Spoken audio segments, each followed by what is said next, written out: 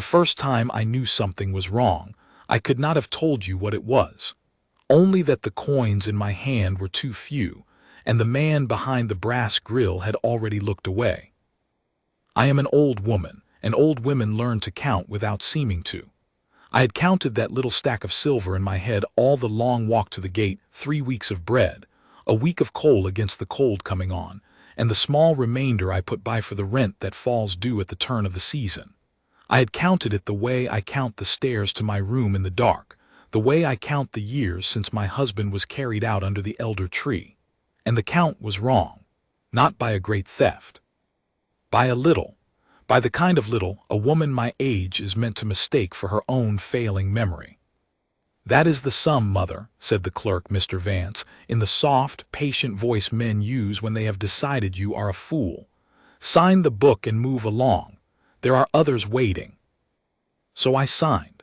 My name is Hannah Marriott, and I wrote it the way I have written it for 50 years, in the long looping hand my mother taught me at a kitchen table that is dust now. I put the too few coins in my purse, and I walked back along the wall under the eyes of the guard who stands at the pension gate, and I told myself I had miscounted. That is what you do when you are old and alone and the world has grown very large and quick around you. You tell yourself you have miscounted. I want you to understand the place, because the place is the whole of it. The pension office sits in a low stone building hard against the gate of the old palace wall, where the city's grand street narrows to the lane that runs down to the river quarter. Once, they tell me, it was a guard room, and the great families kept their account books there. Now it is where the crown pays out the small allowances it owes to the small people, the widows of men who served, the old servants of houses long shut up, the cripples and the broken and the forgotten, all of us who have a paper that says the kingdom owes us a few coins against the cold. We come on the first dry day of the month, and we stand in a line that goes out the door and along the wall, and a clerk behind a brass grill reads our names off a great ledger and counts our coins into our hands, and we sign, and we go. And at the gate, beside the door, stands a guard. I had passed him 1,000 times and never once looked at his face. That is the truth, and I am ashamed of it now. He was part of the wall to me, the way the stone was part of the wall, a tall man in the dark uniform of the gate company, the high black cap, the white gloves, the long coat, the still and unblinking watchfulness of men who are trained to be furniture until the moment they must not be. He never spoke.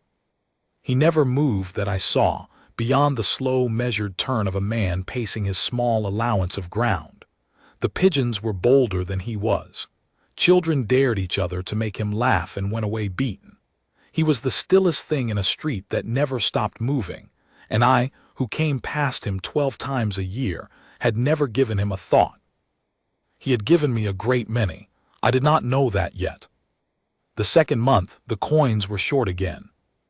This time I counted them twice before I left the grill, my old fingers slow on the cold silver, and Mr. Vance watched me do it with that same soft patience, and when I looked up, he had the figure ready before I could speak it. The allowance was adjusted at the turn of the quarter, mother. There was a notice. You'll have seen the notice.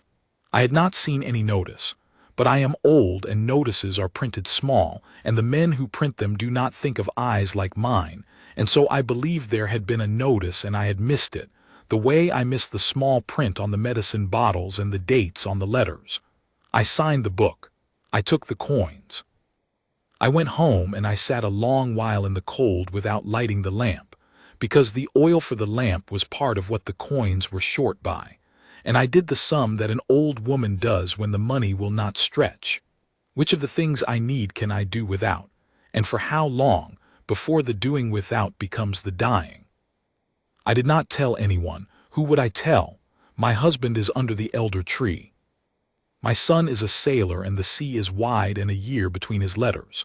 My neighbors are as poor as I am, and the poor do not lend, having nothing. The poor only listen, and tell you it happens to them too, and that is no comfort, only company in the dark. So I told no one, and I tightened the belt of my life one more notch, and I told myself the kingdom does not lie about its accounts, and An old woman had simply mistaken the sum. Again. It was the guard who told me otherwise, not in words. He did not speak to me for a long time yet. He told me with his eyes, and I was slow, so slow to read them. The third month I came on a gray, wet morning, and the line was long, and I stood in it the better part of an hour with the damp coming up through the soles of my shoes, and when I reached the grill at last the count was short a third time. I did not count it twice. I had learned. I only looked at the figure Mr. Vance set down, and I looked at the coins, and I felt the old hot shame of being made small, and I gathered my too few silver and turned to go. And I saw the guard looking at me. Not at the line, not at the street, at me, at the coins in my open hand, and then up to my face, and there was something in his still face that I had not the words for then and have only the words for now after everything. He was angry. Not at me. Through me, past me, at something behind the brass grill that I could not see, and he, from where he stood, could. It was the smallest thing, the flicker of a muscle along a jaw that did not otherwise move.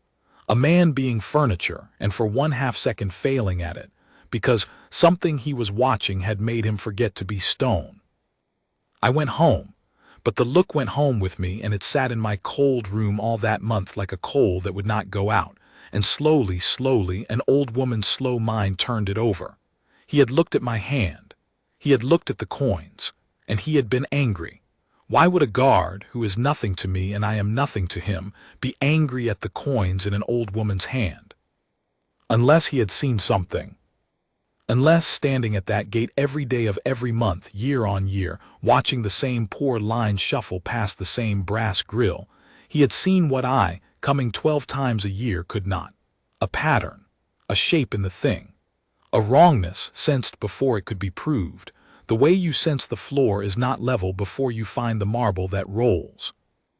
I am an old woman, and I am not a clever one, but I have been married 40 years to a man who mended clocks. And a clock mender's wife learns that when a thing runs wrong, it runs wrong for a reason, and the reason is always small and always findable if you are patient, and you do not let them tell you that you imagined it. So the 4th month, I did a thing I had never done. I came early. I came so early that the line was only 4 soles long, and I took my place at the back of it, and while I waited I did not look at my feet as the poor are taught to do. I looked at the gate. I looked at the guard. And I watched him watch the grill. He thought no one watched him. Why would they? He was furniture.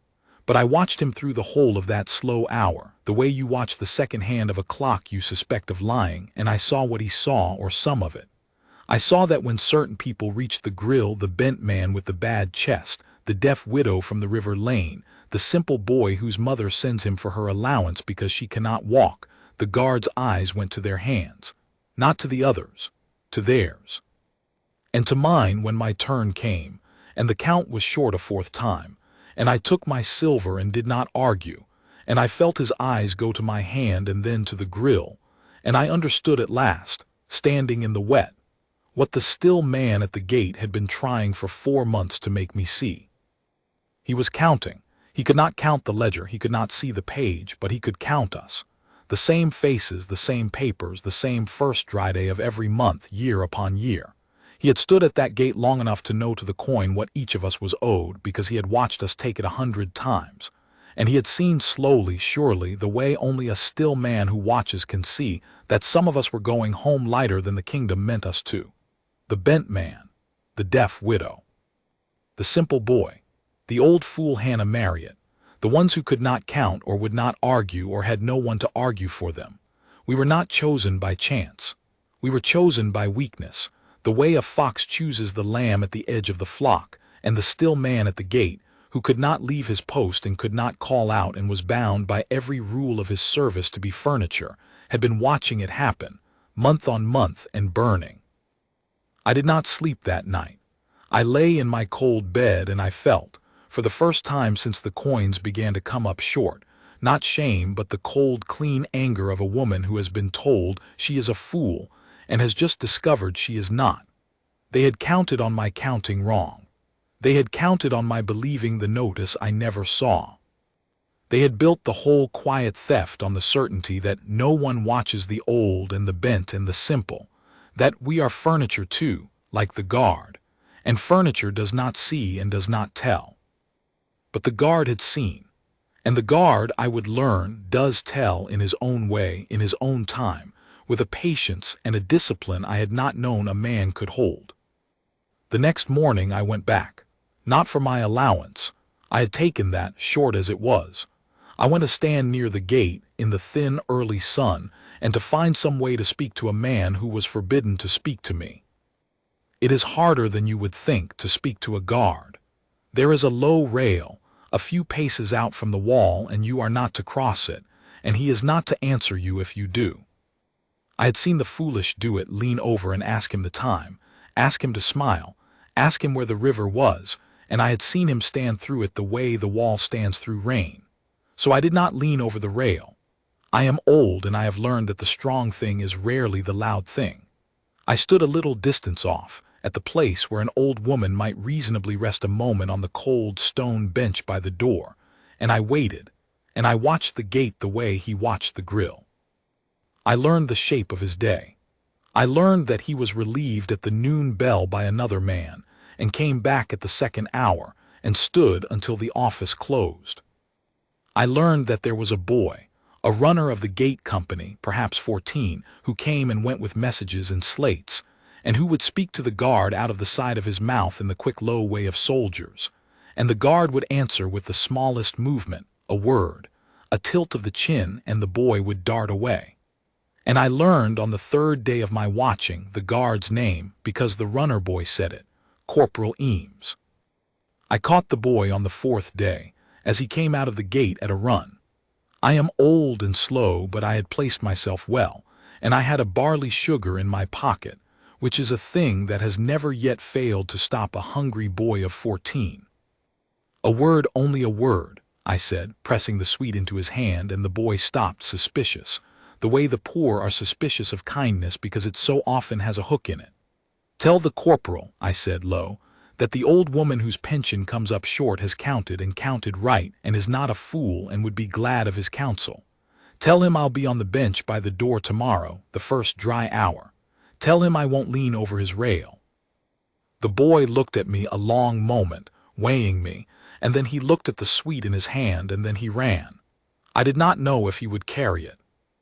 I went home and I made the small supper that the short coins allowed, and I slept badly, and the next morning was dry, and I came to the bench by the door at the first hour, and I sat, and I waited. The corporal did not turn his head. He did not look at me. He stood his post as he had stood it every day I had ever passed, eyes forward, white gloves still upon the dark cloth. But when the runner boy next darted past me, he dropped clumsily, as a boy will, pretending to stoop for a fallen slate, a folded square of paper at my feet, against the leg of the bench, and was gone before I could thank him. I did not snatch at it. I am old, and I have buried a husband, and I know how to be patient. I let it lie a while, and then I picked it up the slow way you pick up a thing your old knees protest at, and I unfolded it in my lap where the wall hid it from the grill. It was written in a plain, square soldier's hand. The letters formed the way a man forms them who learned to write late and takes care over it. It said, "Mother, I have watched it 3 years. I cannot leave my post, and I cannot accuse a man on what I have seen alone, for I see only the line and not the page, and the word of a corporal is not enough against the word of a clerk of the crown. But you are owed the truth, and so are the others, and a wrong I can see and cannot mend is a stone I have carried too long. If you are willing, and if you are as not a fool as your message says, we will mend it together the slow, sure way so that it stays mended. Do nothing yet. Change nothing.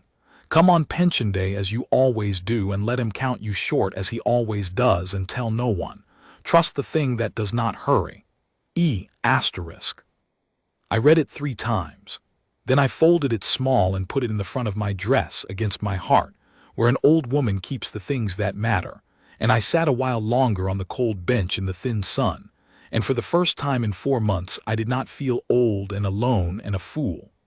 I felt like a soldier myself, given an order I understood, by a man I had decided to trust on the strength of 1/2 second of anger in a still face. So began the slow work. He could not write me much. A folded paper passed twice or thrice in a season is a great risk to a man whose whole worth is his discipline, and we both knew it. But the runner boy, whose name was Tam, and who I came to be fond of, and who got many a barley sugar before we were done, carried what little needed carrying, and the rest the corporal taught me to do myself, which was the cleverness of it. He did not do the thing for me. He taught me to do the thing, because a wrong mended by one man stays mended only as long as that man stands. A wrong mended by the one it was done to stays mended for good. The first thing he had me do was the simplest, and I had been too beaten to think of it. He had me write down the count. Every month, the very hour I came home, I was to write in a little book the date, the sum the kingdom said it owed me, which was printed on my pension paper, the same figure these 11 years, and the sum Mr. Vance counted into my hand. 2 columns, the owed and the given, and the difference between them, a third column, small and steady and damning. I had the paper that said what I was owed. I had only to set beside it in my own hand, month on month, what I was given, and the gap would stop being an old woman's faulty memory and become a record. A thing on a page, a thing that does not hurry and does not forget and cannot be told it imagined it. The second thing was harder and took longer and could not be done by me alone, and here the still man at the gate did a thing I have turned over in my mind 1,000 times since, marveling at the patience of it. He could not see the page, but he could see the line. So through Tam, over the slow turning of the autumn into winter, he gathered the others. The bent man with the bad chest was named Mr. Harrow, and he had served 30 years in the river works and was owed a cripple's allowance, and it had come short, he thought, perhaps a year, though he was not sure, being unable to read his own paper and trusting the clerk to read it true. The deaf widow from the river lane was Mrs. Quill, and her allowance was for a husband drowned saving another man's child, and she had never once questioned the count, because she could not hear what the clerk said, and was ashamed to ask twice. The simple boy was Davy, who came for his mother, Mrs. Soames, whose legs had failed her, and Davy could not count past his fingers and gave his mother whatever the clerk gave him, and his mother wept quietly over it and blamed the hard times. There were others, a blind fiddler, an old soldier with one arm, a washerwoman gone half mad with grief, 11 of us in all, in the end, 11 names that the still man at the gate had marked over 3 years as the faces that always went home light. 11. And not one of us had spoken to another about it, because shame keeps the poor silent, each of us certain the fault was our own faulty count, our own missed notice, our own slow wits. That was the whole engine of it. The clerk had not needed to be clever. He had needed only to choose the weak and trust to shame to keep them quiet, and trust to the world's certainty that no one watches the furniture. He had been right about everyone. Everyone but the corporal. It fell to me, then, because I could read and write and walk, to go quietly among the 11 and do for each what the corporal had taught me to do for myself. I went to Mr. Harrow's lodging with a pot of soup, the way an old woman may, and over the soup I asked to see his pension paper, and I read it to him, the true figure, the figure the Crown had set down 11 years before and never changed, and I watched his old face go still as he understood that the sum he had taken for a year was not the sum on the page. I went to Mrs. Quill and wrote my questions large on a slate, and she answered them in her loud, flat, deaf voice that did not know how loud it was, and we 2 old women worked out together, slate and chalk, what she was owed and what she was given. I sat with Mrs. Soames while Davy was out, and I showed her her own paper, and she put her face in her hands. And I taught them all the corporal's discipline, which was, change nothing. Do nothing. Take the short count as you always have, sign the book as you always have, and the very hour you are home, write down the 2 figures and the gap between. I gave each of them a little book like my own, bought 11 for a few pence from the stationer who pitied an old woman buying penny books, and I taught them the 2 columns, and for the ones who could not write I went each month myself and wrote it for them. The owed and the given, month on month. 11 records, growing, in 11 cold rooms across the river quarter, and not one word of it spoken anywhere a clerk might hear. The corporal, through Tam, taught me also to understand the thing itself, how a man behind a brass grill steals from the old and calls it the Crown's own arithmetic. It was not crude. Mr. Vance did not pocket whole allowances. A missing allowance is a missing name, and missing names are noticed. He skimmed. A few coins from each of the week, every month, never the same few, sometimes more and sometimes less, so that even a sharp old woman counting twice could be made to doubt herself.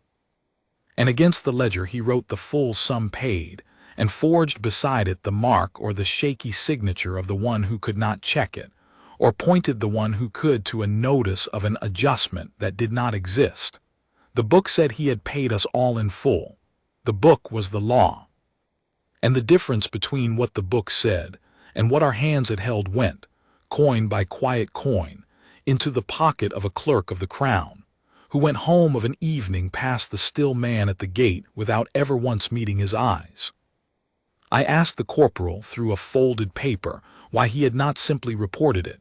He was a guard. Surely a guard's word counted for something. His answer, when it came, taught me what kind of man I had thrown my lot in with. A corporal's word counts for the corporal, he wrote. Mr. Vance has been at that grill 11 years and is trusted, and his book is in his hand, and his book says he is honest, and if I go to my sergeant with what I have seen, that the line goes home light. They will say a guard cannot see a page through a brass grill, and they will be right, and Vance will hear of it, and the skimming will stop for a season and start again on new faces when the watch has changed and I am moved on, as guards are moved on. A wrong stopped is not a wrong mended. I do not want him frightened. I want him proved. I want the page set beside the hand, and the gap shown to a man with the power to open the books and the honesty to do it, and I want it done so that the 11 get back what was taken, and the kingdom learns that no one is too small to be counted.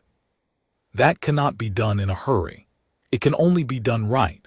So we wait, mother, and we keep our little books until we have a winter of them, until the gap is not a complaint but a fact, and then we carry it, not to my sergeant, but high enough that it cannot be buried.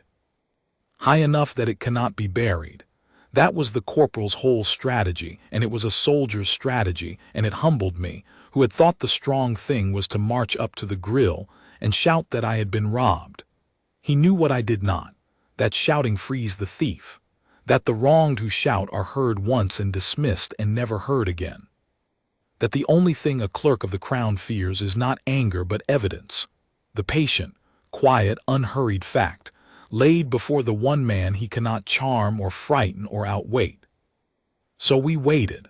Through the hard heart of the winter we waited, 11 of us keeping our little books in our cold rooms, and the corporal standing his post at the gate, eyes forward, furniture, while the thing he had carried 3 years grew at last into a thing that could be proved.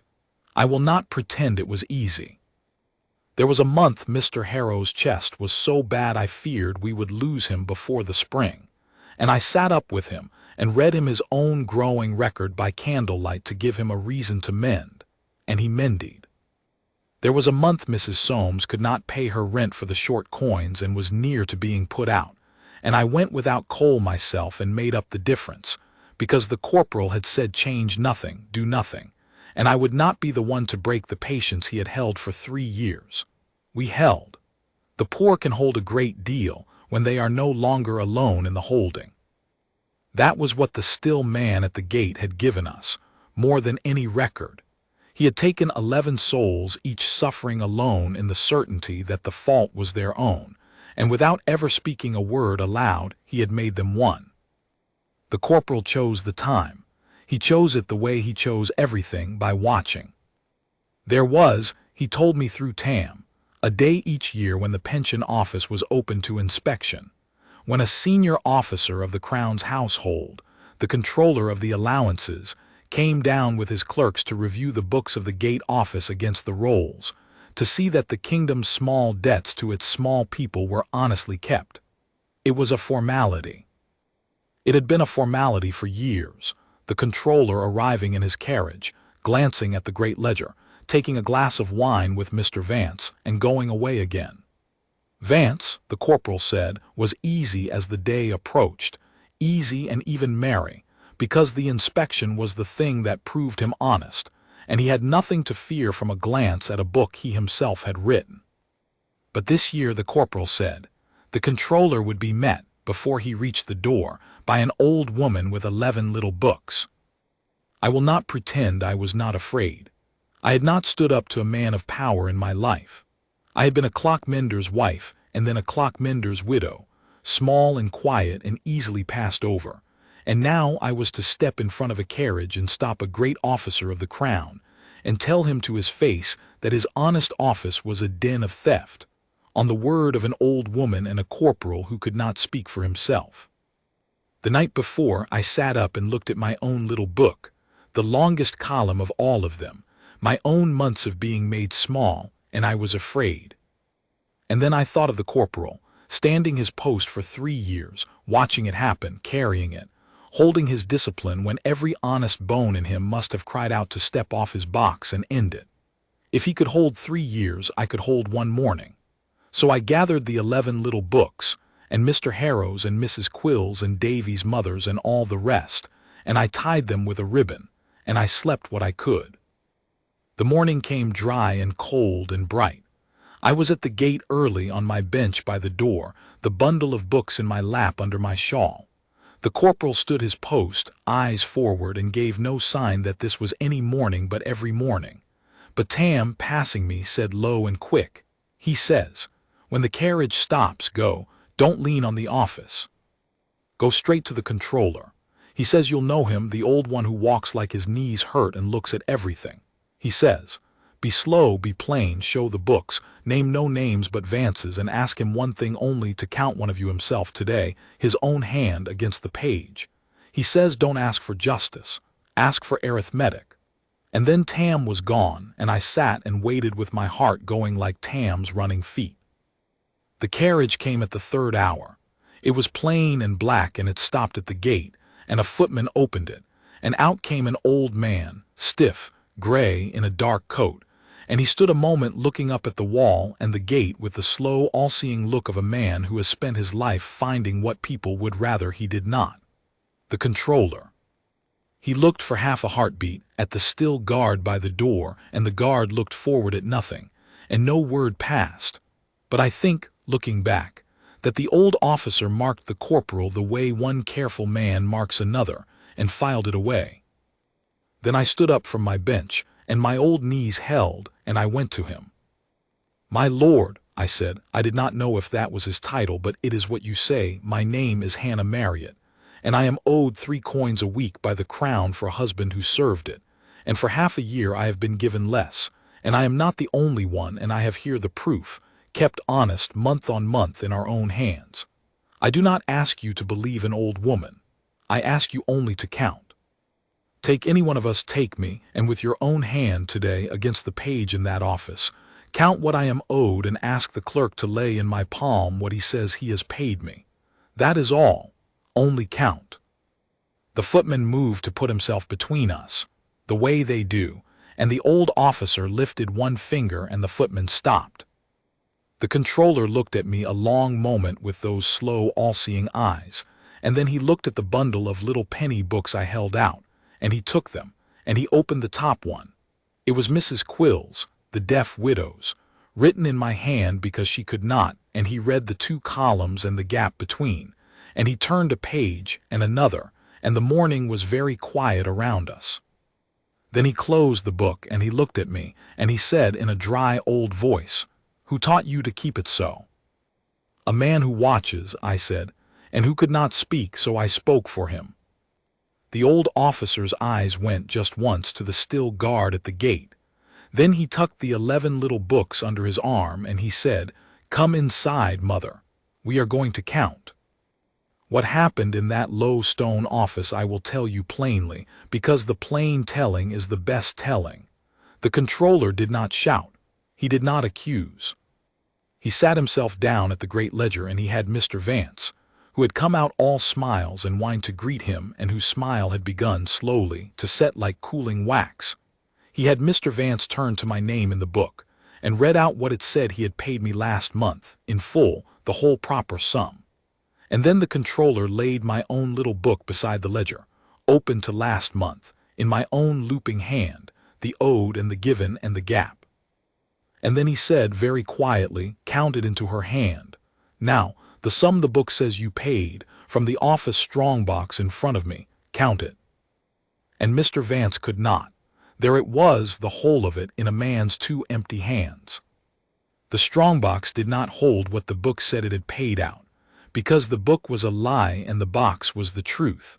And a clerk cannot count into an old woman's palm coins he has already carried home in his own pocket.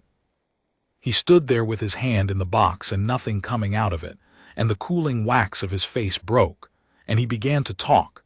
There had been adjustments, there had been notices. The old woman was confused, the old were always confused, and the controller let him talk himself empty, the way the corporal had let me understand a clerk would. And then the old officer said one sentence that I have kept all my days.